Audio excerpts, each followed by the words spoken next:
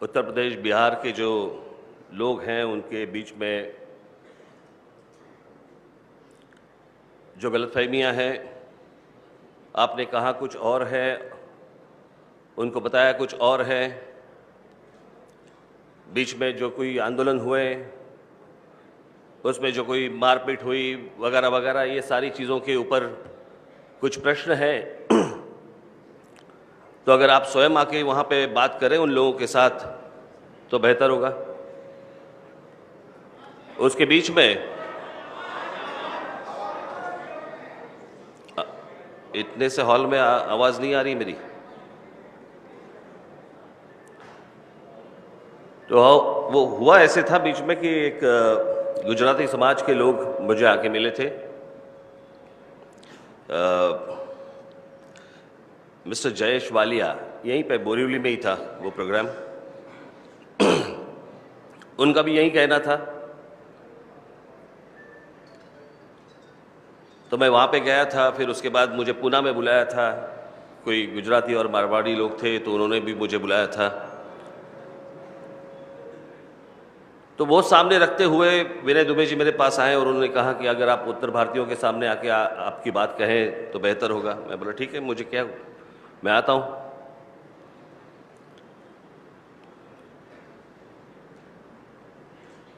वो जो गुजराती लोग थे, गुजराती समाज के लोग थे, उन गुजराती समाज के लोगों के सामने पूना में जो गुजराती और मारवाड़ी समाज के लोग थे उनके सामने मैंने जो भाषण दिया था वो मराठी में दिया था,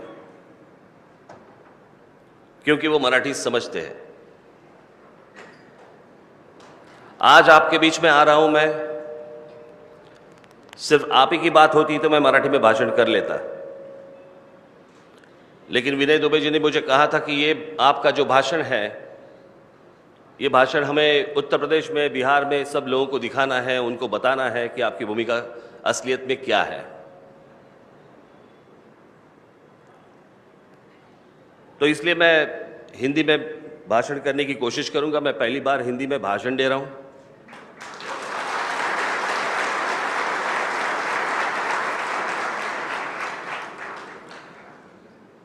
कुछ गलतफहमियां भाषा के अनुसार आपके बीच में भी होगी। जो सच है, सच तो कड़वा होता है, लेकिन मुझे लगता है कि आपको समझना चाहिए वो भी। हिंदी भाषा, यानी मैं जब स्कूल में था तो तब से मेरी हिंदी अच्छी है। मुझे पता है कि कौन से अक्षर के नीचे नुक्ता देना है।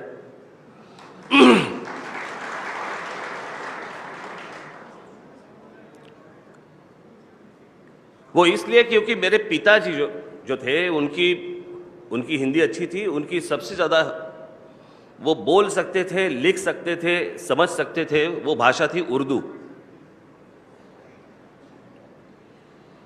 तो इसलिए उनके कारण मेरा थोड़ा बहुत हिंदी ठीक ठाक हुआ। और दूसरा कारण है फिल्में।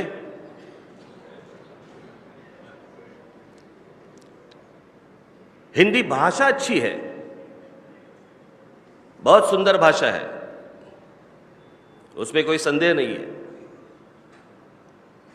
लेकिन हिंदी ये राष्ट्रभाषा है, ये गलत है।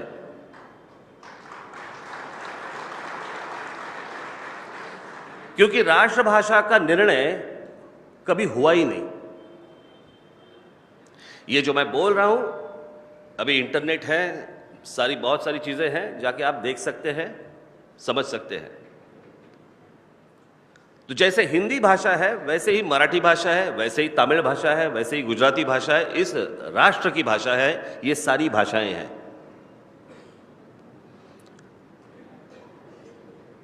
लेकिन आपके प्रदेश में आपके लोगों को कुछ मेरी बातें समझानी है, इसलिए मैं आज हिंदी में भाषण करूंगा।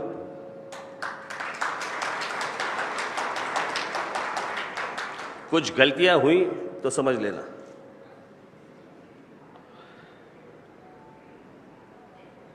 मैंने उनसे कुछ सवाल मांगे थे कि भाई आपके मन में क्या क्या सवाल है, वो एक बार मुझे लिख के दे दे, ताकि मैं उन सवालों के ऊपर मैं कुछ बात कर सकूं। जो भी कुछ सवाल आए हैं मुझे कि वो रेलवे एग्जाम के वक्त जो यहाँ पे हुई मारपीट हुई, जो फेरी वाले हैं उनको भी इसी चीज़ का सामना करना पड़ा हमारे लोगों से। मुझे लगता है कि एक पहली बार हम लोग हमारा देश समझ ले कि हमारा देश हमारी देश की घटना क्या है, हमारा देश कहता क्या है, हमारे देश के कानून क्या है। वो एक बार अगर हम लोग समझ ले तो मुझे लगता है कि बाकी चीजें समझने के लिए बहुत आसान रहेगी।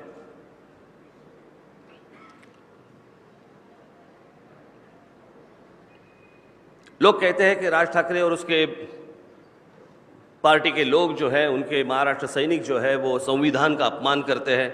संविधान में तो ये लिखा हुआ है कि इस देश का आदमी कहीं भी जा सकता है, कहीं भी घूम सकता है, कहीं भी रह सकता है।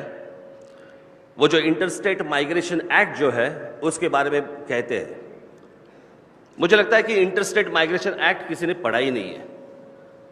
हम लोग बस एक हवा में बात करते हैं कि इस देश का आदमी कहीं भी जा सकता है, कहीं भी रह सकता है, कुछ भी कर सकता है। ऐसा वो नहीं कहता। अगर वो कायदा अगर आप पढ़ ले ठीक से तो उसमें आपको पता चलेगा कि अगर आपको एक राज्य छोड़ के दूसरे राज्य में आना है, अगर आप आते हो तो आने के वक्त आपको पहले पुलिस स्टेशन में आपको बताना पड़ता है कि आप कौन हैं, किस काम से आए हैं, आप कहाँ रहने वाले हैं, आपको अगर जॉब मिली है तो किसने आपको जॉब दी है, उसका एक सर्टिफिकेट लगता है। ये सारी चीजें उसमें दी है। हम लोग सिर्फ एक ही बात पकड़ते हैं कि एक राज्य से निकले लोग और दूसरे राज्य में चले गए। ऐसे नहीं होता।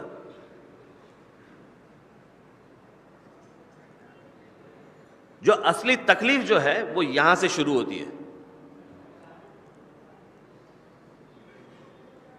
मैं जो हर वक्त कहता हूं, आज देखिए, मैं आज आपके सामने मैं क्लैरिफिकेशन देने के लिए नहीं आया हूं। मैं मेरी भूमिका जो है, जो मेरी भूमिका पहले से थी, वो सिर्फ आपको हिंदी में बताने के लिए आया हूं।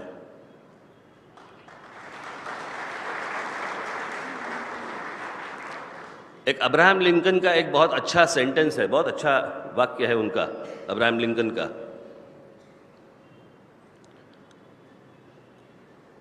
कि कभी क्लैरिफिकेशन मत देना, क्योंकि जो आपके ऊपर प्यार करते हैं वो क्लैरिफिकेशन की मांग नहीं करते, और जो आपसे नफरत करते हैं वो क्लैरिफिकेशन सुनते ही नहीं आपका। तो क्लैरिफिकेशन क्यों देना है? लेकिन मुझे लगता है कि देश भर में जो भी कुछ घटनाएं हुई हैं वो मुझे लगता है कि हमें एक बार देखनी चाहिए, समझनी चाहिए कि ये क्यों हो रहा है, किस लिए हो रहा है। मैं आज महाराष्ट्र की बात कर रहा हूं। महाराष्ट्र की आज अगर जनसंख्या देखी जाए तो महाराष्ट्र की जनसंख्या है 13.5 करोड़। बहुत सारे लोग आज बाहर के राज्यों से महाराष्ट्र में आते हैं, खास करके उत्तर प्रदेश और बिहार से लोग आते हैं। मैं कुछ कोट्स लेके आया हूं। हमारे जो पूर्व राष्ट्रपति थे, हमारे जो पूर्व प्रधानमंत्री थे, उनके कुछ कोट्स लेके आया हूं मैं। वो 2 कोट्स मैं आपके सामने में पढ़ता हूं, उससे आपको मैं क्या कहने वाला हूं या मैं क्या सोचता हूं इसका पता चल जाएगा आपको।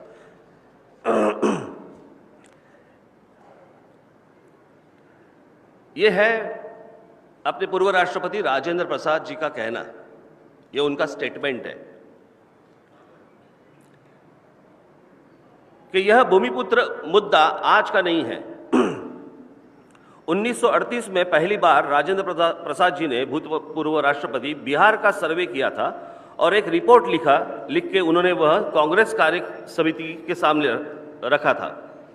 उस रिपोर्ट में राजेंद्र प्रसाद जी लिखते हैं, हम जहां रहते हैं उसी क्षेत्र में हमें काम मिले, यह अच्छा स्वाभाविक है, उसे हम टाल नहीं सकते, और उसके लिए नियम बनाना, अगर वही नियम सभी राज्यों को हो कांग्रेस की विचारधारा के अनुसार ही है। राजेंद्र प्रसाद जी आगे लिखते हैं, यही उचित होगा कि किसी प्रांत के स्थानिक लोगों को वही रोजगार और शिक्षा का अवसर उपलब्ध हो। स्थानिक लोगों की ऐसी मांग हो तो हम टालना नहीं चाहते और वह हम कर भी नहीं पाएंगे। स्थानिक लोगों की इच्छा को सम्मान देना चाहिए। दूसरा कोट है इंदिरा जी का, लोकसभा का। लोकसभा में उन्होंने जो कहा था वो कोट है और उन्होंने कहा था कि यह सही है कि भारत का कोई भी नागरिक कहीं भी जा सकता है, काम कर सकता है। फिर भी अगर बहुत भारी संख्या में अगर बाहर के लोग काम करने हेतु आएंगे तो संघर्ष तो होगा ही, उस राज्य में संघर्ष तो होगा ही। मैं इस पे कुछ नियम बनाने के पक्ष में नहीं हूं, फिर भी इसमें कुछ संतुलन बनाना चाहिए और किसी भी हालत में स्थानीय लोग रोजगार से वंचित न हो, यह देखना चाहिए। मैं जो कहता हूं इससे अलग क्या कह रहा हूं मैं? अगर महाराष्ट्र में रोजगार उपलब्ध है तो महाराष्ट्र के जो युवक है, युवती जो है, उनको यहां पे पहला प्रेफरेंस मिलना चाहिए। इसमें कोई गलती है क्या?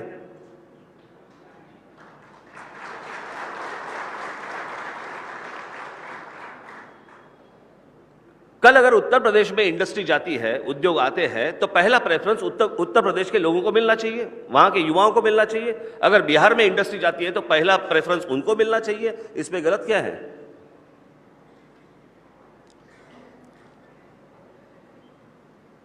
देखिए, ये देश है, इस देश के हम लोग सब राज्य बोलते हैं, हम लोग कहते हैं। मैंने एक बार कहीं एक भाषण में कहा था कि भारत एक यूरोप जैसा है। अगर हर प्रांत की भाषा देखी जाए तो अलग है, हर प्रांत का अगर पहराव देखा जाए, कपड़े अगर देखे जाए वो अलग है, संस्कृति अलग है, खाने पीने की बातें अलग है। तो ये जो भारत है, ये भारत भी यूरोप जैसा है। वहां पे भी एक अलग अलग राज्य है, जिससे अभी इंग्लैंड बाहर निकला वो बात अलग है, लेकिन अलग अलग राज्य है, उनकी करेंसी एक है। भारत भी वैसा ही है। जिसे हम लोग राज्य कह रहे हैं वो असलियत में एक एक देश है, जिसे बांधा हुआ है, जिसे हम लोग भारत कह रहे हैं।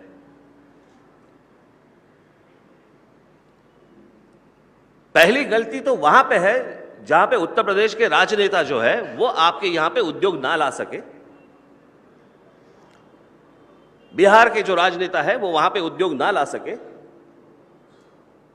अगर ठीक से हम लोग सोचे तो देखिए कि भारत के जितने भी प्रधानमंत्री हुए हैं उसमें से कम 70 से 80% प्रधानमंत्री उत्तर प्रदेश से है। पंडित जवाहरलाल नेहरू कॉन्स्टिट्यूंसी उनकी उत्तर प्रदेश, लाल बहादुर शास्त्री उत्तर प्रदेश, इंदिरा जी उत्तर प्रदेश, राजीव गांधी उत्तर प्रदेश, सोनिया गांधी उत्तर प्रदेश, राहुल गांधी उत्तर प्रदेश, अटल बिहारी वाजपेयी उत्तर प्रदेश, वीपी सिंह उत्तर प्रदेश, अटल बिहारी वाजपेयी उत्तर प्रदेश और नरेंद्र मोदी।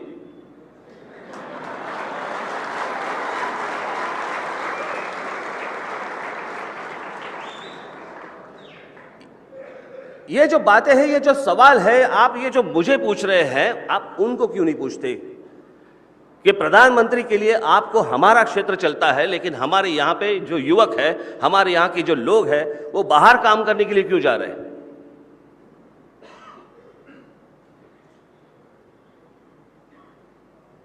इसका किसी के पास जवाब नहीं है।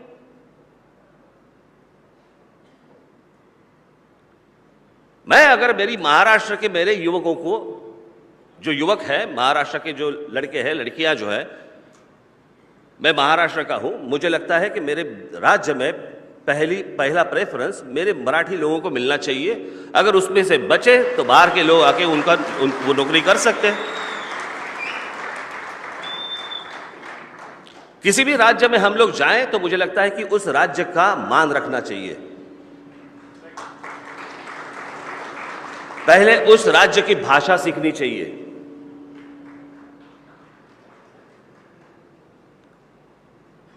जब परदेश जाते हो तो क्या करते हो? हिंदी में बात करते हो, उनकी भाषा में बात करनी पड़ती है। तो शुरुआत तो मुझे लगता है कि यहां से शुरू होती है। अलग अलग चीजें हैं, लेकिन मुझे इस बात का ताज्जुब है कि जो महाराष्ट्र में जो हुआ, उसका चित्र जो देश भर खड़ा किया, खास करके दिल्ली में बैठे हुए मीडिया के लोग, तो जो बाकी राज्यों में हुआ उसके बारे में चर्चा क्यों नहीं होती?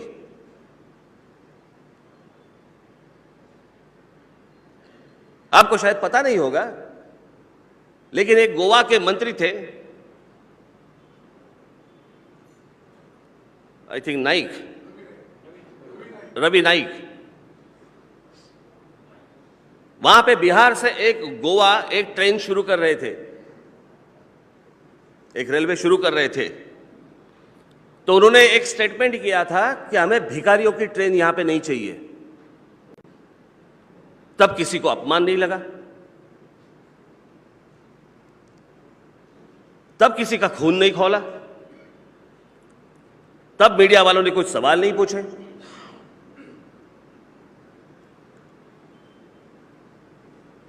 आप हिस्ट्री देखिए, अगर आसाम में देखेंगे, यहां तो कुछ नहीं हुआ। अगर आसाम में देखेंगे तो आसाम में तो बिहारियों के उनकी गर्दन काटी गई थी,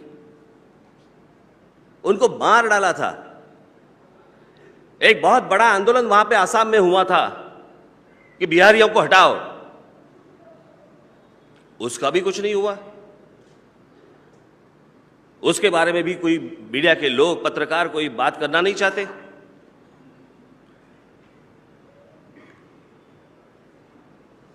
एक बार वो अर्नब गोस्वामी, वो मेरे पास आए थे और उन्होंने शुरू कर दिया, ये उत्तर प्रदेश और बिहार के लोग जो आते हैं वगैरह वगैरह वगैरह वगैरह। मैं बोला, अर्नब एक मिनट ठहर, पहली बात मेरे को ये बता, तू तो आसामी है, तो आसाम में क्या हुआ उसका जवाब पहले तू मुझे दे, बाद में मैं तेरे को देता हूं।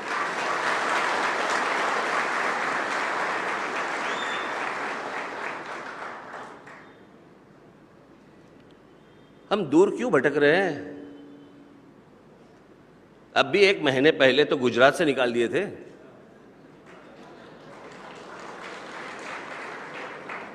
दस 15 हजार लोग तो मुंबई आ गए। ये अच्छा है, किसी राज्य से निकाल दिए जाए तो मुंबई चले आते हैं, वापस उस राज्य में नहीं जाते। पहले से बोझ क्या कम है इस राज्य के ऊपर?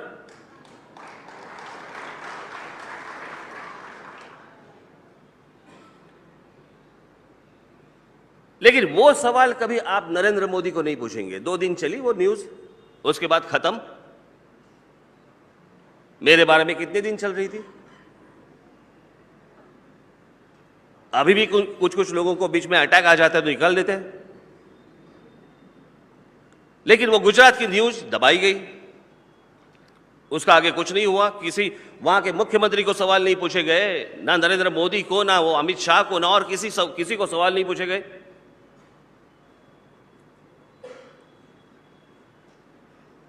वहां पे तो सब लोगों को मारा था, गुजरात में सब लोगों को भगा दिया, ट्रेन में बिठा कर बाहर निकाल दिए।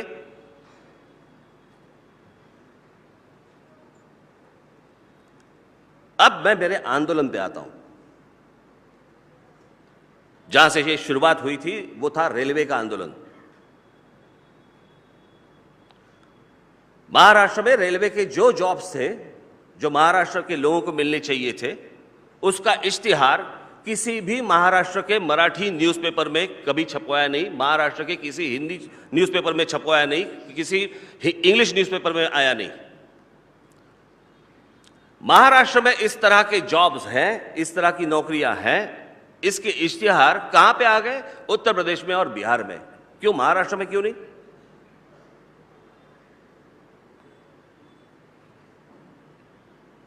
मुझे लगता है उस वक्त लालू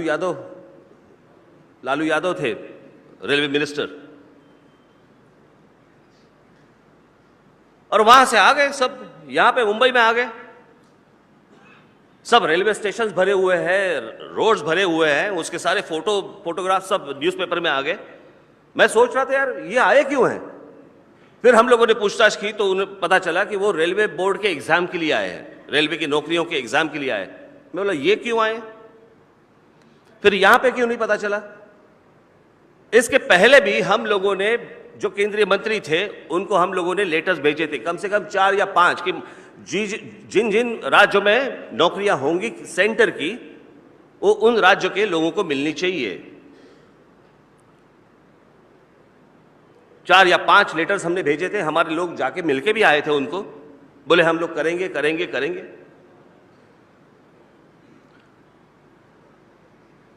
और फिर उस वक्त जो माहौल जो भड़क गया,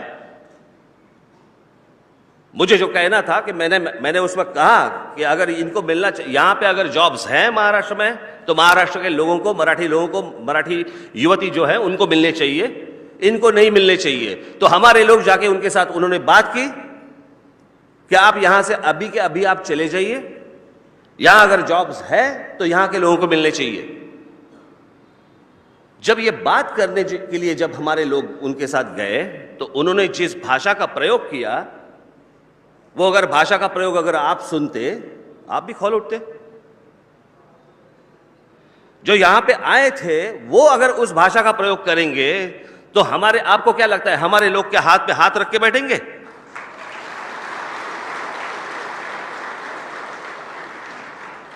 कल अगर यही बात उल्टी हो गई, पकड़ लो, कि मराठी लोगों ने जाके अगर उत्तर प्रदेश में या बिहार में इस तरह की बात की, आप क्या करेंगे? आरती उतारेंगे?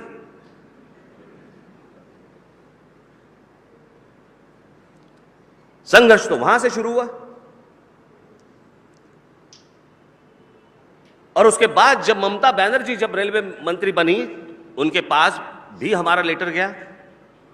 और पहली दफा ममता बनर्जी जो रेलवे मंत्री थी, उन्होंने ये आदेश निकाला कि जिस राज्य में नौकरियां हैं उस राज्य के लोगों को वहां पे नौकरी मिलनी चाहिए, और अगर वहां पे जो एग्जाम्स होते हैं वो भी उस राज्य के राजभाषा की तरह होनी चाहिए, उसी लैंग्वेज में होनी चाहिए। अब मुझे एक बात बताइए कि यही बात मैंने लेटर में लिखी थी, अगर एक पत्र से समझ में नहीं आता तो संघर्ष तो होगा ही, वो तो अटल है, उसका कुछ नहीं हो सकता। मुझे तो सिर्फ सवाल पूछने, आप लोगों को, उत्तर प्रदेश के और बिहार के लोगों को मुझे सवाल पूछने, आपके यहां के राजनेता कुछ नहीं करते, आप बाहर जाते हैं, बाहर जाके आपको इस संघर्ष का सामना करना पड़ता है। आपको नहीं लगता कि आप हर जगह जाके अपमानित होते?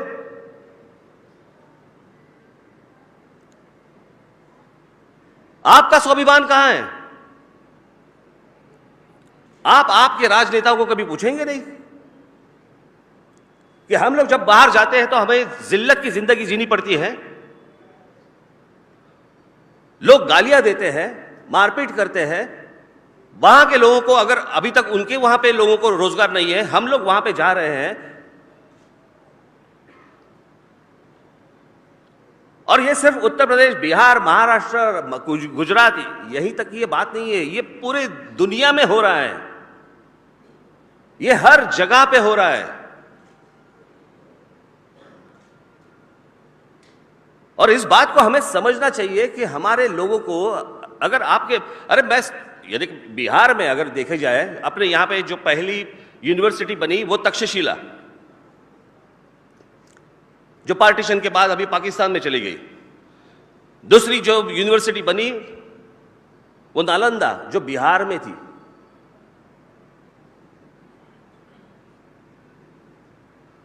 तीसरी यूनिवर्सिटी बनी वो थी 1200 में, 1290 या कहीं उस वक्त, ऑक्सफोर्ड।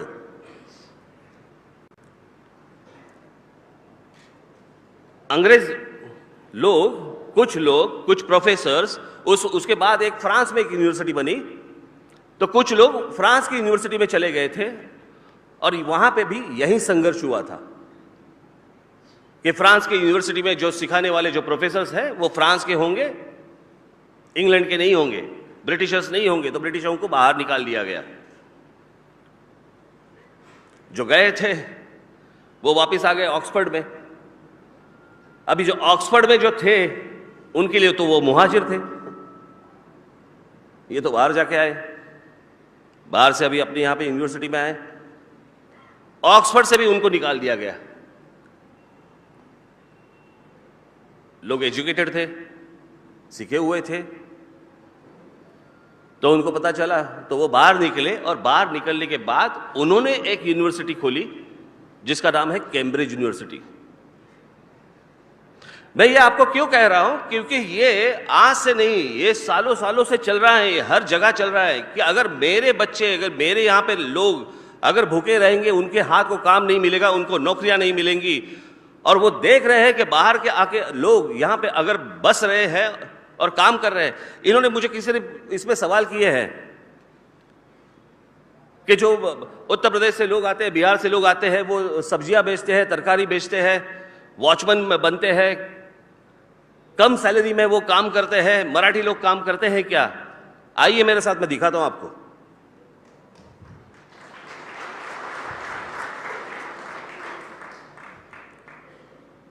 महाराष्ट्र के हर जगह पे जाएंगे तो मराठी लोग जो है वो लीगली बैठे हैं, तरकारी बेच रहे हैं। मंडी में जाइए कभी, मार्केट में आपको मराठी लोग ही मिलेंगे। बहुत जगहों पे हमारी मराठी औरतें बैठी रहती है। ये जो फेरी वाला का जब आंदोलन जब हुआ, उसके बाद बहुत सारे ऐसे मराठी लोग भी मेरे पास आए, लेकिन जहां पे लीगल नहीं था वो मेरे पास आए कि हमें बैठने दीजिए। मैं बोला जहां पे लीगल नहीं है वहां पे कोई नहीं बैठ सकता। तो जो मैंने मुझे समझाना था वो आपको भी वही समझाना था, उनको भी मैंने वही समझाया।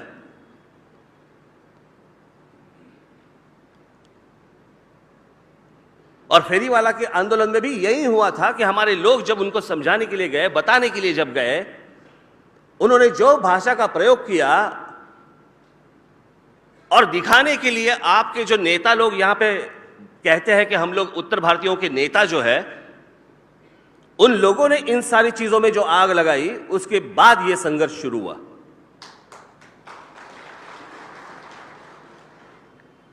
मुझे लगता है एक बार अगर आप अपने भी गिरेबान में झांक कर देखेंगे कि क्या हो रहा है, तो मुझे लगता है कि यह संघर्ष का कोई मतलब ही नहीं है।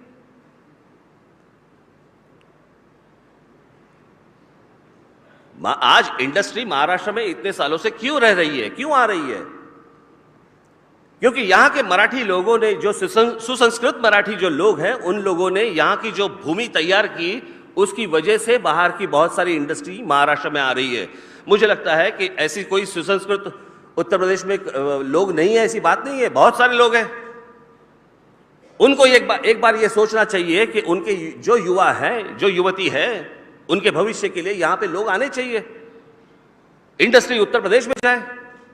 मैं चाहता हूं कि इंडस्ट्री उत्तर प्रदेश में जाए, बिहार में चली जाए, वहां के युवकों को काम मिले। लेकिन बस वहां से निकले और यहां पे मुंबई महाराष्ट्र में चले आए, आप मालूम नहीं क्या करना है, बस गए। झोपड़पट्टी के ऊपर झोपड़पट्टी बन रही है मुंबई में, ठाणा में, हर जगह पे। आपको मालूम है उत्तर प्रदेश, बिहार और सिर्फ झारखंड से, 3 राज्यों से महाराष्ट्र में रोज 48 ट्रेनें आती है। 48 ट्रेन रोज आ रही है, भर के आ रही है, खाली जा रही है।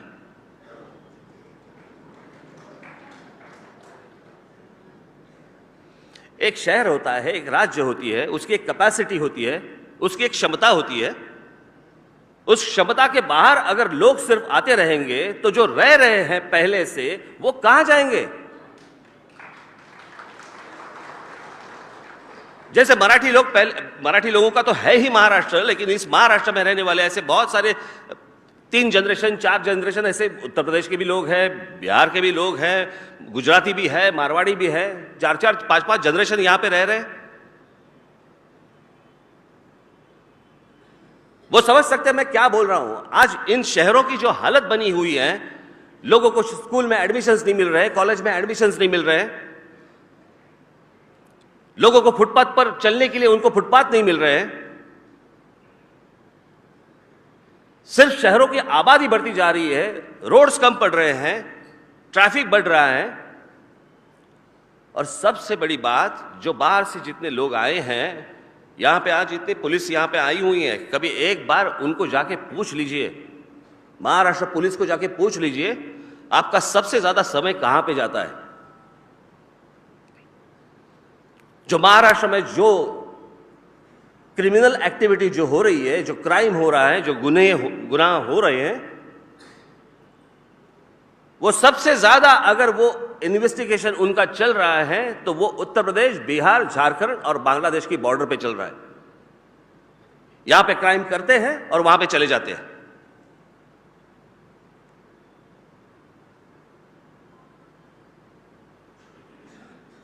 '95 के पहले ऐसी हालत नहीं थी, लेकिन 95 में यहां पे एक महाराष्ट्र में स्कीम आई, झोपड़पट्टी वालों को मुफ्त घर। 95 के पहले की मुंबई अलग थी, 95 के बाद की मुंबई अलग है। मुंबई थाना 95 के अलग अलग था, 95 के बाद अलग है। महाराष्ट्र के हर शहर में जाएंगे, पुणे में जाएंगे, हर जगह जाएंगे तो 95 के पहले अलग है, 95 के बाद अलग है। इतने वहां से लोग आए, अच्छा मुंबई में फोकट घर मिल रहा है। उसमें बहुत सारे जो लोग आए, वो आए हुए लोग कौन हैं? जो यहां पे सीख रहे हैं, जो यहां पे नौकरी कर रहे हैं, अच्छी तरह से नौकरी कर रहे हैं, वहां पे संघर्ष की कोई बात नहीं है। लेकिन जो सिर्फ क्रिमिनल्स यहां पे आ रहे हैं, अगर उस राज्यों से आ रहे हैं, राज ठाकरे बर्दाश्त नहीं करेगा।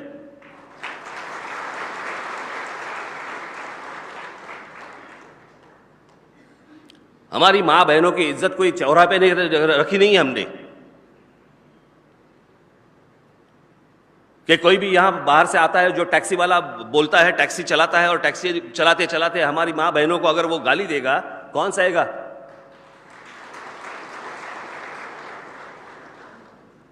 आज महाराष्ट्र में जो मुसलमान रहते हैं, जो महाराष्ट्र के मराठी मुसलमान हैं, जो आप देखिए बहुत सारे इलाकों में रहते हैं, दंगे वहां पे कभी नहीं होते। जो बाहर से आए हुए जो मुसलमान हैं, बाहर के राज्यों से आए हुए मुसलमान हैं, दंगे वहां पे होते हैं। मुझे याद है एक बार आजाद मैदान पे एक मोर्चा निकाला गया था, कौन होते थे? रजा कदमी, वो उनका एक मोर्चा निकाला हुआ था। मैंने जब बाद में पूछताछ की मैंने पुलिस से, तो सब उसमें से कम 98% जो मुस्लिम्स थे आए हुए, जिन्होंने मीडिया की वैन्स जलाए थे, पत्रकारों के यहां पे मारा था, यहां के पुलिस को मारा था। पुलिस, जो महिलाएं हमारी जो बहनें हैं, उनके इज्जत पे हाथ डाला था। जो भी लोग थे वो बाहर के लोग थे। आपको क्या लगता है वो हम लोग से हैं?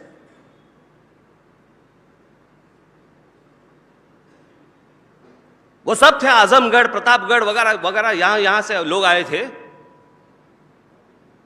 यही बात उल्टी करके एक बार देख लीजिए कि अगर यही बात आपके प्रदेश में, अगर उत्तर प्रदेश में हो या बिहार में हो, आप क्या करेंगे?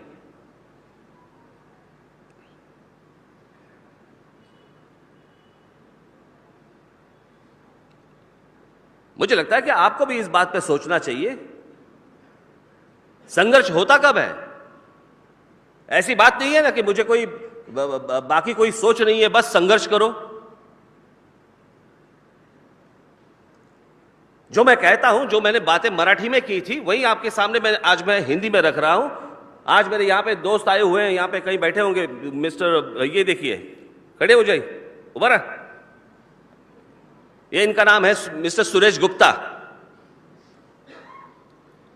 ये कम से कम 40 साल से मेरे दोस्त है, 30 साल से तो है ही है।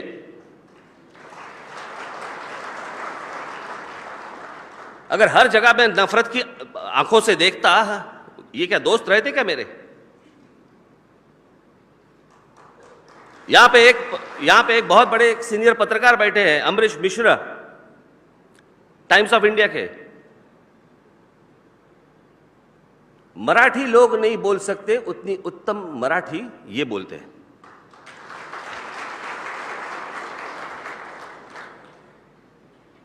मेरे पार्टी के उपाध्यक्ष वागीश सारस्वत किधर है? ये देखिए, क्या रहते क्या वो मेरे साथ?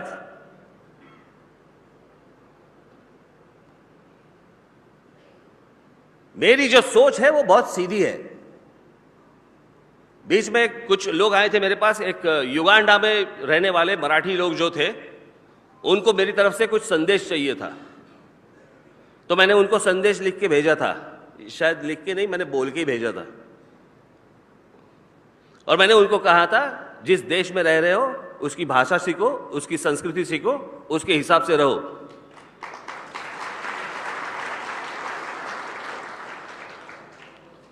आप जिस प्रदेश में जा रहे हो उस प्रदेश की भाषा आपको सीखनी चाहिए, उस प्रदेश के लोगों का आपको सम्मान रखना चाहिए। और यहां पे अभी इतनी भीड़ हुई है कि आपके लोगों को अभी बताना चाहिए कि भाई साहब अभी मत आना।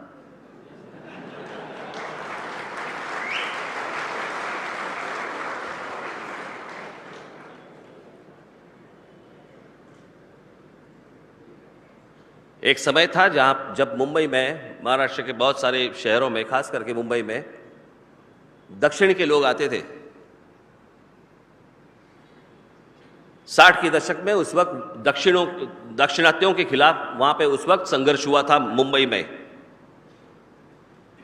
आहिस्ते आहिस्ते दक्षिण भारत में, तमिलनाडु में, आंध्र प्रदेश में, केरला में, कर्नाटक नहीं लेकिन केरला में, हर जगह पे वहां पे उद्योग आने लगे, इंडस्ट्री आने लगी, वहां के लोगों को काम मिलने लगे। वहां के जो राजनेता थे उन्होंने वहां पे इंडस्ट्री लाई, वहां पे उन्होंने काम शुरू कर दिया। अभी दक्षिण भारत से लोग नहीं आते।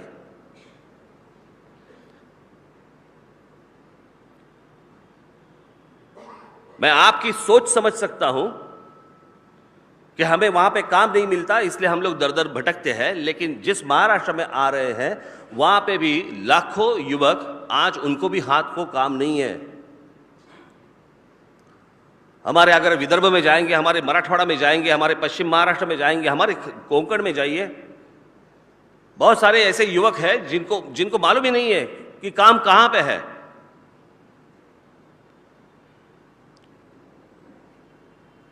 महाराष्ट्र के भी लोग बताते नहीं कि भाई यहां पे इंडस्ट्री आई है, तो यहां इंडस्ट्री में कौन से लोग चाहिए, उनको कौन से लोग भरने चाहिए। और जब बहुत सारी इंडस्ट्री में पता चले कि बाहर से लोग भर रहे हैं, आप मुझे बताइए, संघर्ष नहीं होगा तो क्या होगा? यह इतनी सीधी बात है।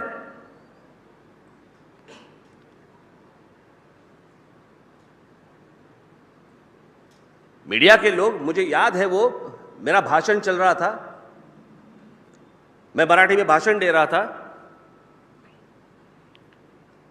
एक यहीं का एक रिपोर्टर था, ये जो उसने मुझे बताया, और उसने कहा कि हमारे जो एंकर जो दिल्ली में थी, वहां पे कुछ गलत दिखा रहे थे। जो मैं भाषण कर रहा हूं, मैं बता रहा हूं, वो दिखा नहीं रहे थे। यानी वो लिखते हैं ना भाषण में मैं क्या बोल रहा हूं, वो जो लिखते हैं वो कुछ गलत लिख रहे थे। तो यहां के वो रिपोर्टर ने उनको फोन करके बोला कि आप जो दिखा रहे हैं वो गलत है, राज ठाकरे ऐसे भाषण नहीं बोल रहे, वो जो बोल रहे हैं वो अलग है, आप दिखा रहे हैं अलग। तो उस लड़की ने उस रिपोर्टर को कहा कि शट अप, तुम तुम्हारा काम करो, हम हमारा काम करेंगे। मतलब क्या है इसका?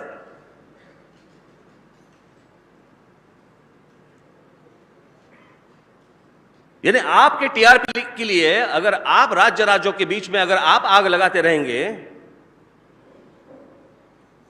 ये कैसे होगा?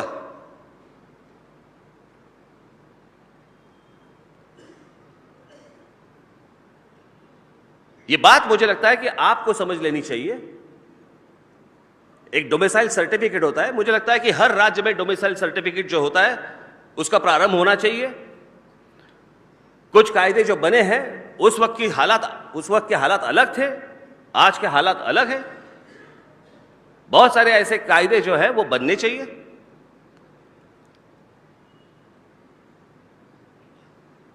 हमारे यहाँ पे राज्य जो है, राज्य में सत्ता होती है, केंद्र में सत्ता होती है, केंद्र का काम अलग रहता था। अभी ये नरेंद्र मोदी आए तब से कुछ अलग अलग ही बन रहा है।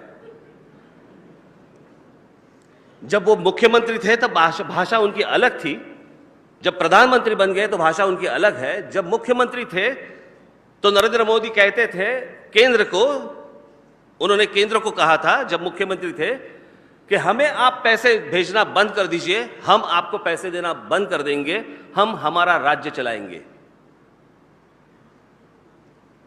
प्रधानमंत्री बनने के बाद कह रहे हैं हम हमारा पैसा हमारे पास रखेंगे, राज्यों का पैसा भी हम लोग ले लेंगे।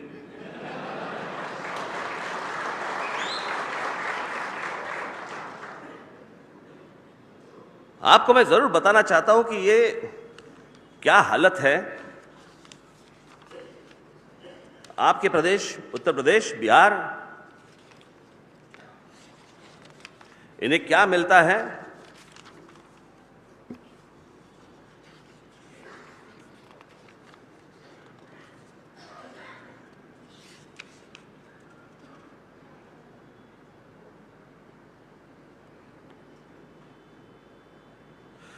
ये देखिए, महाराष्ट्र केंद्र में जितने पैसे देता है, केंद्र को जितने पैसे देता है, महाराष्ट्र केंद्र के भंडार खजाने में 100 रुपयों का योगदान देता है, तो महाराष्ट्र को सिर्फ उसके बदले में 13 रुपये 20 पैसे मिलते हैं। यानी 100 रुपये अगर महाराष्ट्र डाले तो 13 रुपये 20 पैसे मिलते हैं वापस।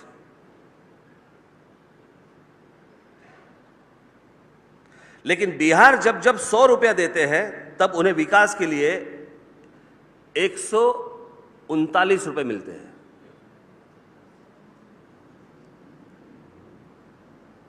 ये कौन सा तरीका है, मुझे समझा नहीं। जो स्टेट काम कर रहा है, जो पैसे खड़े कर रहा है, जो पैसे केंद्र को दे रहा है, उनको 13 रुपये, 100 में से 13 रुपया। और जहां पे इंडस्ट्री नहीं है, जहां से लोग उठ के बाहर जा रहे हैं, दूसरे राज्यों में जा रहे हैं, काम के लिए जा रहे हैं, तो वहां के राजनेता कुछ काम नहीं कर रहे, तो उनकी यहां पे 100 रुपए में उनको 139 पैसे मिल रहे, रुपए मिल रहे। यानी पैसे के पैसे खा रहे हैं, काम कुछ नहीं कर रहे हैं, उद्योग नहीं ला रहे हैं, लोगों को रोक नहीं रहे हैं, बाहर जा रहे हैं, अपमानित हो रहे हैं। ये कौन सा तरीका है भाई? ये कौन सा जीना है?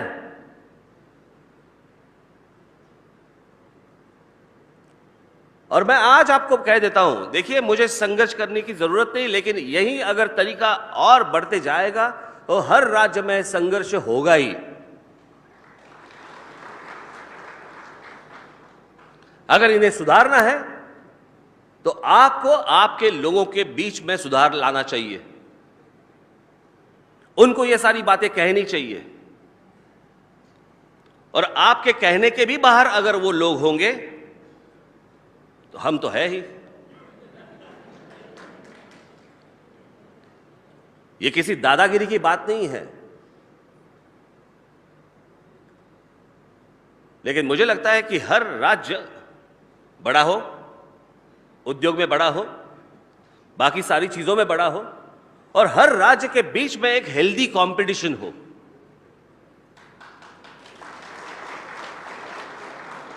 कि अगर ये राज्य ऐसे कर रहा है तो मैं ये ऐसे करूंगा, वो राज्य ऐसे कर रहा है तो मैं ऐसे करूंगा, इससे मुझे लगता है देश ही बड़ा होगा। हर राज्य अगर बड़ा होगा तो देश ही बड़ा होगा।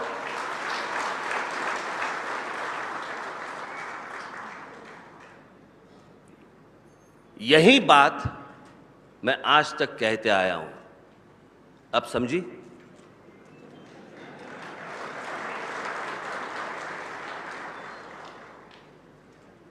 बाकी वो चीजें छोड़ दीजिए, मुझे अभी तक पता नहीं चला उसमें कंट्रोवर्सी क्या थी। अमिताभ बच्चन जी का जब सवाल आया था तो मैंने क्या गलत बताया था?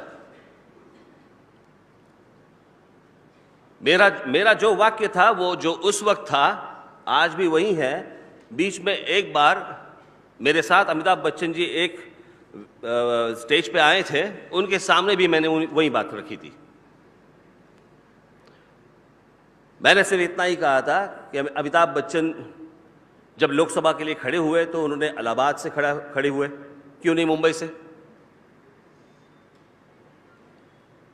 जब उन्होंने काम किया तो एक भोजपुरी फिल्म में काम किया था। जब उनके कोई बहू के नाम से कोई कन्याशाला निकालनी थी, उसके लिए उन्होंने उत्तर प्रदेश की जमीन चुन ली थी। मेरा सिर्फ इतना ही छोटा सा सवाल था कि इतने बड़े शहंशाह, इतने बड़े आदमी को, जो इतना बड़ा कलाकार है,